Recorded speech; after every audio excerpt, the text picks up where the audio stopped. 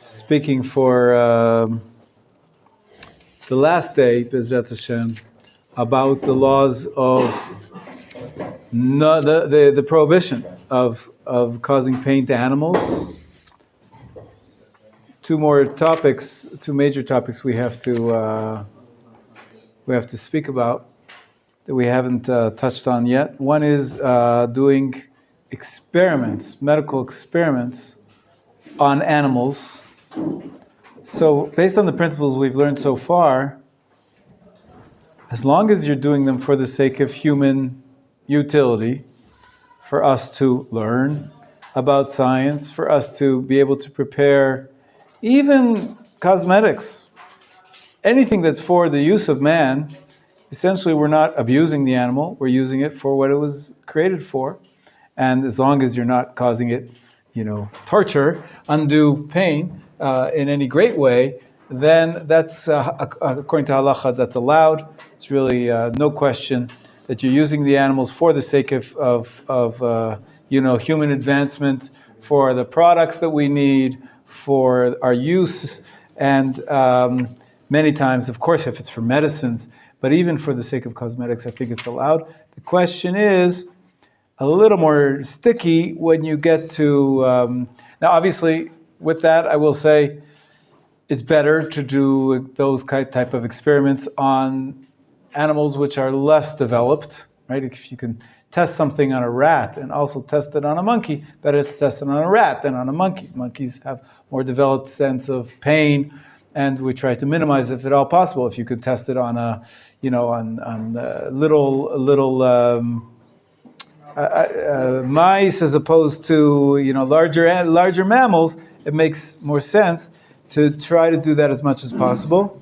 Also, what I was starting to say is when it gets a little bit sticky is when you talk about doing such experiments in high school, like I think we all did, in the classroom, dissecting the frog, and maybe some places they'll take a little insect and they'll see the effects of heat on the insect and see how long it can withstand the heat before it dies, and then extreme cold.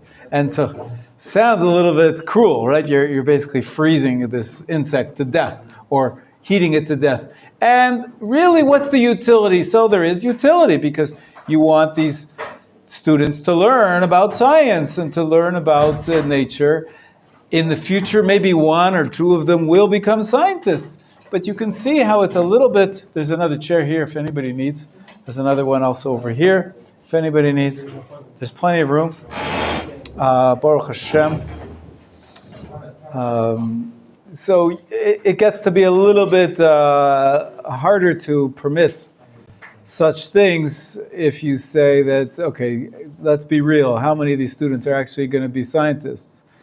If you're in music school, it makes it even harder to allow such a thing.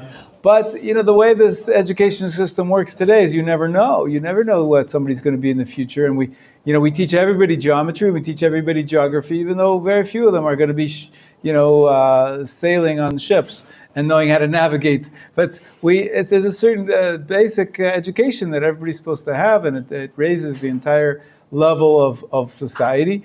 And so it is allowed by most poskim to do experiments with students as part of their education of science and biology, whatever it is. Although, if at all possible, better to avoid very cruel experiments like I described. And the basis, if you remember the original story we told about Rabbi, how he was punished for telling the little sheep to go to slaughter, because that's what you were created for. And he had to himself learn to be a little bit more compassionate. And the pasuk we say in Ashrei 3 times a day, Rachamav al kol ma'asav, God's mercy is on all of his creatures. So if at all possible, we should be cognizant of that, even though, as I said, if there is a need for human use, that's allowed. Questions? Yeah, someone, I think Hanan or, no, yeah. Oh, yeah, Alex. No. I don't know. Yeah, it's okay. Nothing, yeah. It's not really related to experimenting on animals, but it might have something to do with it. But is there something like a law or something that states about crossbreeding animals? Absolutely. We talked about it, the law. It's called kilayim. It's forbidden mixtures. You're not allowed to yeah, definitely. We had a few classes on the different types of kilayim. Yeah, one of them is to breed. Yeah. Laws of fish and dairy, or is that coming up soon? Fishing? Fish and dairy, eating it together. Oh, no, just briefly. You asked yesterday. We said that there's different pieces. We're going to come to it, Sat Hashem. Yeah, by all means, Hirsch, have a seat. Yeah. Okay. The other topic that we have to cover.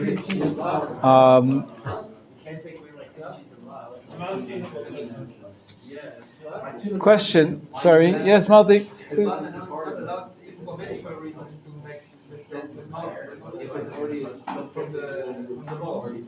One second. I can't hear over here, so let's try to keep. So you're saying there are secular laws which prohibit. I highly doubt that. I think there might be some, facts missing here. For medical experimentation on animals. I mean, there's laboratories around the country. There's leading universities. I think it's a standard practice to conduct experiments on animals. If maybe you have to get special permission, maybe there has to be, there's certain rules about, when it's allowed. There is some kind of regulation, but to say that across the board it's never allowed, I would be surprised if that were true, but I don't know. Okay, so let's see if we can find about that. We talked a little bit about the zoo yesterday, and we said that in some ways they're even doing a service, because not only do they give good care to their animals, and His mercy is on all of His creatures, as it's a mitzvah to take care of the any animals that you find, even animals in the wild, if they're not yours. On Shabbat, we usually try to avoid undue work. And if the animal doesn't belong to you, it might be problematic, but there are people that allow you even to feed the stray cat, if that's your custom, because you're feeling you want to have mercy on the animals. Usually, though, if the animal's going to manage on its own, on Shabbat we try to avoid it. But other than that, if it's not Shabbat, also in terms of keeping the environment healthy and not making any creatures extinct, it's definitely a Torah value. And that God created the world for us to use it and not to abuse it. To what the first commandment in the Torah, right? Is to guard it. Right, in the Garden of Eden, you're supposed to guard it and keep it. So we're supposed to take care of the world. There's even you might have seen this.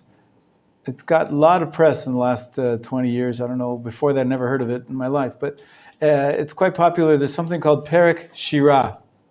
Perek Shirah, it's a text.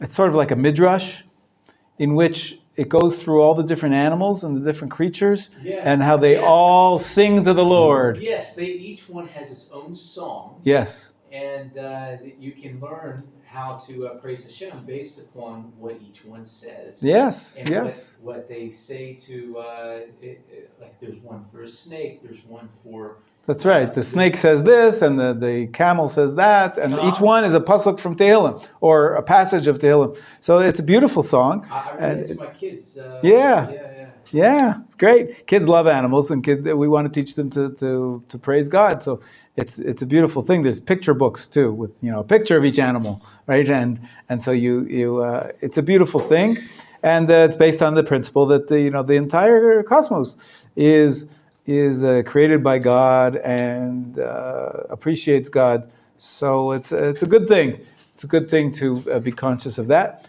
The last law that we have to cover is the law of castration. God, if we're going back to Bereshit chapter 1, it tells man and tells the animals as well. God said to the creation of even the fish and the birds, God said to them, pru or vu. How he can give a command to an animal, I'm not sure. But first chapter of Bereshit is very hard to understand in its literal fashion for many reasons. But the point is, in extension of that, the Torah forbade castrating animals, humans or animals, whether it's mammals or birds or wild animals. Whoever castrates one of them or sterilizes them, is the word usually used because it refers to females as well, violates a Torah prohibition, and it's punishable by lashes. So, yeah, that's what we're going to talk about now. All the exceptions. Now, what do we do? Because, as you know, there's many street cats nowadays, and they don't have enough food to eat because they multiply, and so you see all these sad-looking hungry cats around, and so what a lot of people want to do in the westernized countries is that gather all those stray cats and castrate them, or either by physically or sometimes you can use poison, use a certain kind of chemical things. So is that allowed? If you sterilize most of these animals, you won't have these poor-looking, hungry cats, and so then the cat population will go down. The problem is this prohibition from the Torah. Not only that, there are many animals, pets, but also animals which are breeded, which when they're in heat, they're very dangerous. Don't mess. I have a friend actually who was bitten by a camel in heat. Ouch, that camel can kill you. He was lucky to be alive. A camel's bite can crush your skull. They're very strong animals. So that's rare, okay? He happened to be breeding camels, but we won't go into it right now. He had some kind of a tourist thing going, and this is the Middle East, the camel, you get rides, but it's a messy business if you don't know what you're doing. So, but you don't have to go to camels. The truth is even dogs in heat can be dangerous, and then of course there's we mentioned the issue with the cats, and the standard procedure is, I think it's even a law in Israel, that if you own a male, I believe you must castrate them. What? You're not allowed to castrate pets. Wait, a male what? A male dog. I believe you have to sterilize your pets to get a license for them. Yeah, you can't be licensed. You're not allowed to castrate pets, though. That's the problem. Well, how does halachic observant Jew, how was he going to do that? So I actually spoke last week or 2 weeks ago, I was speaking with a fellow who he was talking very proud. I was sitting with him in his home, and he had his dog there, and he said, "This is a $30,000 dog. $30,000. He's a rich man." That's like a somewhat decent car. Yeah. Yeah. And so I asked him, "What do you do with the issue of sterilization?" He was like a rabbi type of guy, and he said, "Yeah, it's an issue." And basically, they give them hormones. Instead of sterilizing, you give them hormones, which basically, I think it means that they don't have a period, and so they never become, because otherwise, also menstruating. Dogs menstruate, and it can be very messy, and not. Yeah. Yes. You can touch a woman when she's nida, as long as she's not your wife. Wait, we're allowed to touch women? No, I thought Shomer Negia. So is Negia like a Chumrah? There's a Chumrah? No. You shouldn't be touching women. But the prohibition of touching women is whether they're nida or not. Right? It's not because they're nida that you're not allowed to touch them. You shouldn't be touching women because she's not your wife. Right? Your wife you're allowed to touch unless she's nida. But that's already taking us far afield. Let's go back to the pets and the castration issue. Yes, Eliyahu. So like in America, like I grew up with a dog and he had a neuter, that was not okay. Like That's correct. That was not okay. It's a real problem. so many people in that community, like in America, there's so many like religious Jews that do that. Chances are that there's a heter, there's an allowance, which we're going to mention now, and all the different allowances, that probably you were okay because of one of these reasons. Some people say the best way around it is to use a non-Jew. And most vets who do this sterilization are non-Jews, especially in America. And so even though you're bringing your dog to the non-Jew, which is not ideal, but you're not actually doing the prohibition yourself. And so that's one level of lowering the severity of the problem. Some people actually, they sell the pet to a non-Jew, and then the non-Jew takes care of the sterilization, and then they buy it back. Sort of like mechiras chametz. You've heard of that? So it's a similar way to get around it. And there's a debate whether women it's prohibited d'oraita or just d'Rabbanan, but in general, the idea is Judaism believes in life. We want it's a good thing to reproduce and inhabit the world and develop the world. Of course, as we said earlier in a previous talk, we spoke about having a pet. You have to make sure that you're able to take care of it. And you have to, same thing goes with, don't reproduce either yourself or your children irresponsibly, or your pets irresponsibly. You have to be able to provide for them. But in general, this prohibition on sterilization and castration is an expression of, as we said, Bereshit chapter 1. God wants us to be fruitful and multiply. Also, it could be very painful for the animal, and that's why we're mentioning it here, because it's the prohibition of causing pain to animals. It may be done, at least for females, in a very painless manner, and that it makes it less of a problem. But because the essence of the prohibition is from the Torah, it's not so simple. It's simple to just hire a non-Jew to do it, because whenever you have a thing prohibited by the Torah, you can't hire a non-Jew to do it for you. That's not so simple. Also, it may be prohibited on non-Jews to sterilize animals as well, because this principle of being fruitful and multiply seems to be quite universal. It's not. Some opinions. Anyways, it's complicated.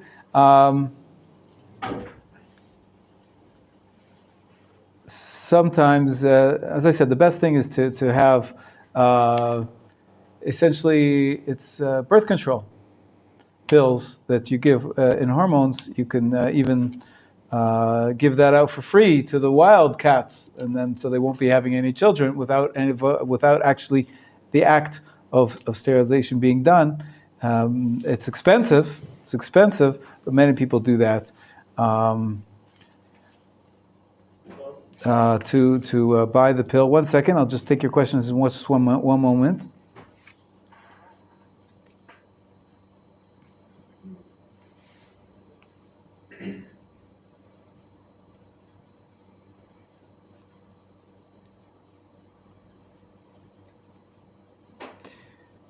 If you can't, or for some reason you don't want to use this hormonal treatment, and halachically the next step is for the females, it's better to do the females. As I said, not everybody agrees that it's a prohibition of castration, the sterilizing them. You can do it in another indirect manner of giving them a shot, which essentially sterilizes them, but it's not directly, or tying their tubes, all sorts of operations which can be done. And as I said, better to be done by a non-Jewish doctor than a vet than to be doing it yourself. But maybe that's another reason that a lot of religious Jews don't have pets, because there are issues when it comes to sterilization. Questions? We'll go around the room. Asher. It's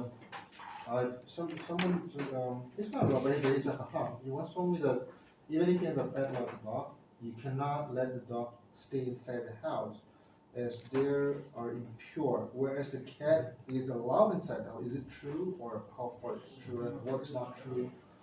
How is a cat pure versus a dog? I don't know, it has to do with the kind of in the Shema kind of thing, that the cat is a little bit purer than the dog. That's obviously he's telling you things based on Kabbalah, and that's not my expertise. I did mention before, excuse me, I just need a drink. I drank before, so I'm continuing on my drink, and I haven't left the building. Remember we talked about it?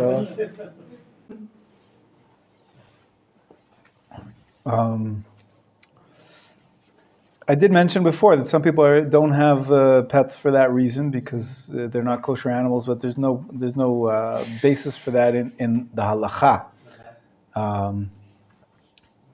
It's quite clear that animals were part of society throughout the period of the Gemara and afterwards. And as I said, most Jewish homes didn't have animals for a number of reasons. A lot of them, believe it or not, it became associated with anti-Semitism. It was the non-Jews who had the dogs, which would go and be sent to bite the Jews, and so Jews became scared of it. Even Jews are afraid of dogs. Yeah. Nazis used dogs to hunt. Not just the Jews, Arabs. Also, there's all sorts of social and historical reasons for that. But in terms of halacha, you are allowed to bring in a non-kosher animal. That's what it means, a non-pure animal. In the Torah, as I said, there's two sides to the coin. Remember that? Purity and impurity, which relates to the temple, and kosher and non-kosher, which relates to eating. So you're not allowed to eat dogs or cats. So they're both impure once they die. They're considered to be animals which cause impurity, but we don't really care about that. I mentioned that some people won't even bring pictures of the non-kosher animals into their children's books. Obviously, Perek Shira, it has all kinds of animals, even ones that are not kosher. So it seems to be a little bit of a stringency, and but Kabbalists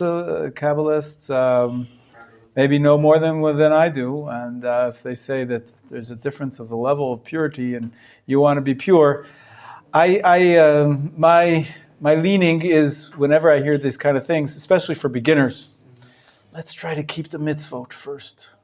Let's try to keep the laws that we know before we get into all sorts of mystical, like 10th level of icing on the cake and the cherry on top. People don't know how to make a cake. They don't know the bread and butter, let alone cake. And so now you're teaching all these beginners all sorts of esoteric concepts, and when they don't know how to keep Shabbat or to even say Shema properly. So I think that everything has to be at the right time, in the right context, for the right people. And that's why it's always dangerous to learn halacha from your friends, from the sweet man down the street. Even though he's wise and seems very holy, he doesn't know where you're coming from, doesn't know what level of observance you've experienced. He doesn't know what struggles you're going through. That's what your teachers are for. We do our best. And of course, every individual case is an individual story. But for most people sitting in this room, I think we're going to focus on the understanding the halachot before we get into the esoteric mysticism. Okay, another question. Renan. For preventing like some disease, some health problems. I'm sorry, I can't really hear you. Speak up. Okay. To prevent like disease or health Yes. problems for the dog, like female, because like they have the cycle and they need to get pregnant. So Right. because of this can apply other things. So that's why we allow it, but we can't go against the Torah law. So we try to minimize it in all those different levels. We said you go with the females, you go with indirect sterilization. It could be in some circumstances. That was the story I told with my friend in the camel, right? So the extreme situations can become pikuach nefesh, and especially if there's disease. We mentioned that right now there's the bird flu in the north, and they're killing hundreds, if not thousands, of chickens because that's a health danger. Some people got the bird flu. It can be transferred to humans by touch. So it's a very dangerous situation right now. It can be deadly, as far as I understand. So if there's danger to life, of course that changes the equation. Are they trying to follow us on the bird flu? Not as much. No, danger to a dog's life is not on the same level as the danger for a human life. No. Everybody. Okay. To stop the bird flu? Are they trying to figure it out? Yeah. Yeah, the best way they found to stop the bird flu is to kill them all. So they're killing any bird that they find, any farm that one chicken has the flu, and before it gives it to the rest of the country, they kill all those chickens, all that. Which is common thing in farming. You have cycles, and it's not, as I said before, whatever's common farming practice. Of course, with people, we would be horrified to think of such a thing, but birds, animals, are not people. And the major distinction is brought in halacha. Any other questions? We're going around the room. No, we're good. Okay, yofi. So I'd like to share with you the good news that we've been, I've been using this new volume on Kashrut by Rav Eliezer Melamed, despite some people raising their eyebrows and saying, wait, he's a little controversial. I think that's a little bit short-sighted. He's perhaps the most popular halacha book of the 21st century. And just because he's not towing the party line on one issue or the other issue, it doesn't invalidate his presentation of halacha. And I find it quite lucid and structured, well-structured, and wise. Of course, I'm not saying that every halacha that he wrote, you have to accept it as the final word. But with this, we have completed volume 1 out of the 2 volumes of Hilchot Kashrut.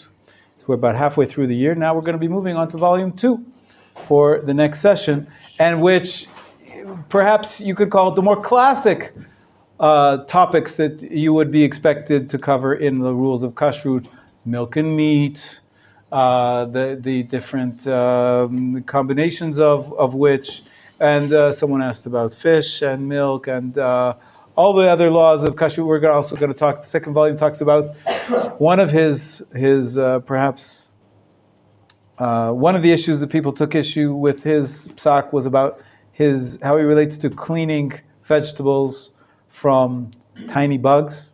It's a big issue in the last 30 years in Orthodox circles. So we're going to talk about that in the next part of the course. So Mazal Tov to all of us. We've had some ups and downs. We took breaks when it came to the festivals. We had a few classes on the festivals, and we had special lectures. But pretty much I've been following the book through from the beginning till the end.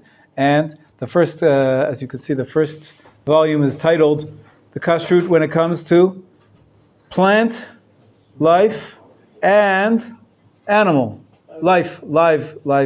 So we only got the live. The first part that included all the kashrut of vegetable. We dealt with trumot, masrot, kilayim, all the agricultural laws which apply in the land of Israel primarily. We covered those in the first half of the course. We started to talk about animals, and that's why we got into cruelty to animals. Talked a little bit about the basics of shechita. and what makes which are the kosher animals, which are the non-kosher animals, and fish, etc., and birds. The next course. Oh, fantastic. Thank you. It looked like he was spying on you. Not too subtle about it, though. That's a big camera. That's great. Enjoy. That's volume 1. And Bezrat Hashem will continue next week. Tomorrow's already Wednesday. We don't have a halacha class. We have a class on tefillah. And we're going to be making the move from tefillah to relationships. I'm not quite sure whether tomorrow or next week, but there's a lot of questions and a lot to talk about, a lot of laws as well as guidance, which I think is important to learn about, because we all have relationships. Relationships includes our relationships with our children, our friends, our parents, and of course our spouses. And there's a lot of mitzvot regarding proper relationships, and especially when it comes to marriage. It's something that needs to be addressed in greater depth. So we'll be doing that on Wednesdays, Bezrat Hashem, from now on. Tomorrow I have to check. What happens this evening, but I hope to start on relationships already tomorrow. If I don't manage, we'll do something else, but that's the plan. Okay? Okay, have a great day. See you.